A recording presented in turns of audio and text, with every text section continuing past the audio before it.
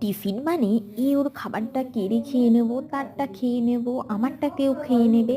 হ্যাঁ, তবে কারোর মনে কষ্ট দিয়ে নয়, হাসি মনে আনন্দ করে ওর খাবারটা খাবো। আর আজকে আমাদের টিফিনে অনেক কিছু ছিল, তার মধ্যে ছিল পাটিসাপটা, গুড় পিঠে, যেটা তো কাড়াকাড়ি হওয়ারই যোগ্য। এরপর ছিল একটু ডিম টোস্ট জাতীয় একটা ব্যাপার, তো সেটা তো আর ভিডিও নেওয়া হয়নি। তারপরে একজন এনেছিল পেয়ারা। আমরা তো আর চোর নয়, বা আমরা খুনিও নয় যে ছুরি কাঁচি নিয়ে ঘুরে বেড়াবো, কিন্তু স্টিলের স্কেল থাকে যেটা দিয়ে বন্ধুর পিঠে চাপড় মারা যায়, সেটাই আজকে ছুরির কাজ করলো। আর আজকে পূজার এই হাঁড়ির মধ্যে, সরি গামলার মধ্যে ঢুকে যাওয়ার জন্যই আমরা কিন্তু নানপুরিটা খেতে পেলাম। কারণ ওই লাস্ট 6 পিসই বেঁচে ছিল, কেউ যদি অন্য কেউ চলে যেত আমাদের আর হতো না।